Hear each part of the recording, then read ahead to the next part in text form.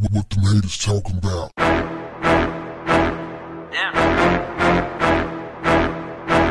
What's up, family? I just became aware of a 2015 Jeezy interview on Ebro in the Morning.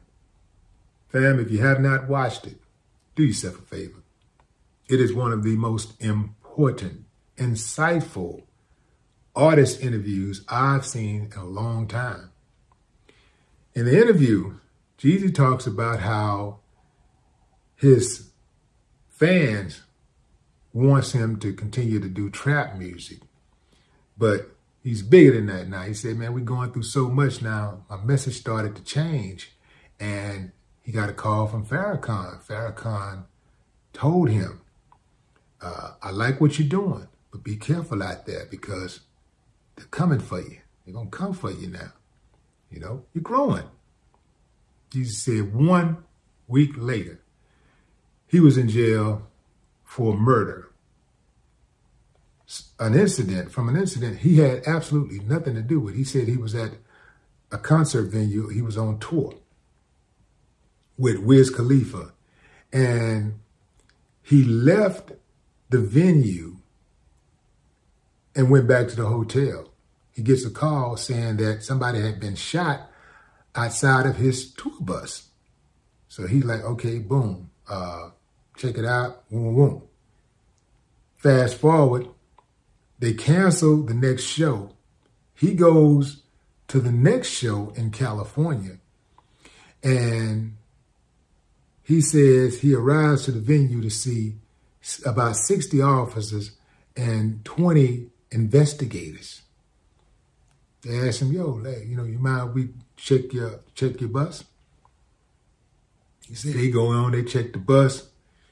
And oh, back up. He said that they told him, we want to check your bus out, and if, we're going to let you go ahead and do your show, but we want to check your bus out first, and then we'll let you go. He said they checked the bus out and then locked him up anyway. He said the people were telling him, everybody around is telling him, including the people who work for Live Nation, which is the promoting agency. He didn't have anything to do with it. He wasn't even here. Everybody's saying, the man wasn't even here. Well, they locked him up anyway, gave him a $1 million bond. They locked up a couple of his other people too. He said each one of them had $1 million bond. And he said at that moment, he had to invoke some patience, because as bad as he wanted to get out, he wanted to make sure that his guys got out too. So he moved some things around. His lawyers flew in from Atlanta, and they got him up out of there. But I'm speaking on this to say this, fam. Been there, done that. You often will hear people say the most dangerous man in America is a smart black man. I'll take it even further. Most dangerous man in America is a smart black man with some money. It's sad, fam, but even when you make it, you still got to watch your back. Not even for the common criminal. It's the ones who stretch their authority, who got that power, who sit back and be like, they don't like the idea of black people just having it. So they'll do anything to try to destroy that. They'll do anything to destroy your movement. They'll do anything to destroy your name, to destroy your credibility. So you got to be extra careful. You got to humble yourself when you start coming into that money. Look, I didn't see it the first time around. I didn't see it at all. Like, I was blindsided by it, because I'm just going on by my business. I'm living. I'm putting in the work. I'm taking care of my family. I'm having fun. I'm touring. I'm doing videos.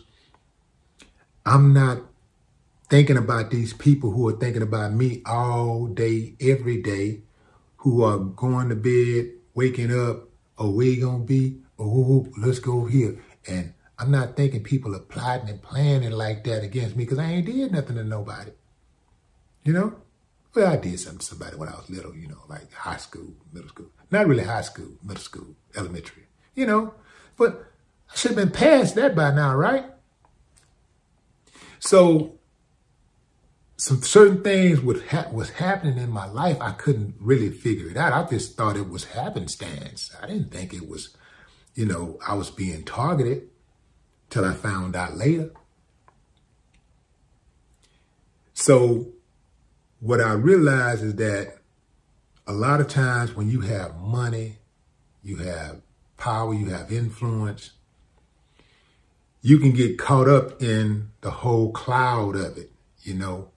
Stuff is happening so fast, you're living it, so it's hard for you to kind of step back and watch what's going on.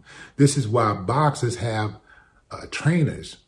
This is why when you're in the ring, and even though you're right there and you're fighting your opponent, is right there in front of you and you're the closest to your opponent, sometimes you can't see what your trainer, your people in your corner sees. They can see what's happening better than you can see it because they have an overall view of not just you, but your opponent and the moves that he's making. I remember when I was boxing, when I was an amateur, I was fighting this tall guy, white dude. And this is when I was about 17. And for 2 rounds, I could not touch this dude. He was taller than me and he was working his jab to perfection. I could not 2 rounds, I'm sorry, 1 round, first round. I could not get in. Every time I tried to get in, he boo, boo.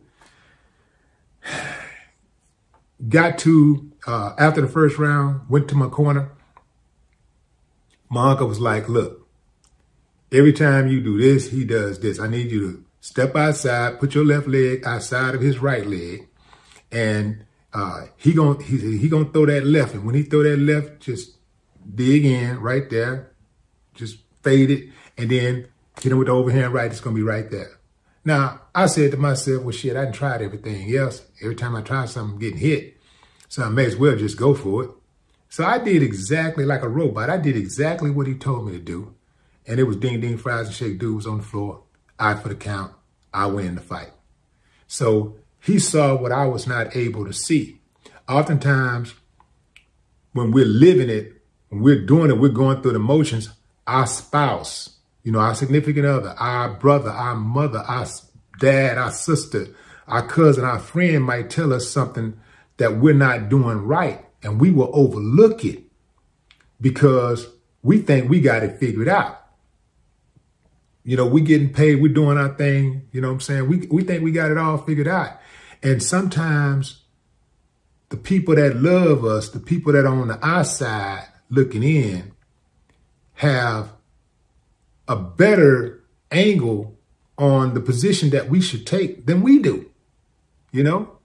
So I learned to listen more once I started getting more. I learned to listen more as I changed, you know, as I grew, I started listening more. So the more I get even to right now, the more I get, the more humble I am, the more introspective I am, the more I'm constantly making sure that I'm checking these traps and I'm watching. I got my head on a swivel because I know they're watching me. I know they're watching. I'm not a fool. So that's just a little something, man, that I just want to run by y'all, man. As in life, you know, as you gain prosperity, just make sure that you're humble and you keep good energy around you. Don't get caught up in your own press clippings. You know, people start telling you how great you are, that's fine. People start telling you how bad you are, whatever. You just make sure it's an even keel, you know what I'm saying? Don't get too, you know, up when people start lifting you up, and don't get too down when people start trying to drag you down. And watch these people, man. They are treacherous. No more talk. What the haters talking about? Damn.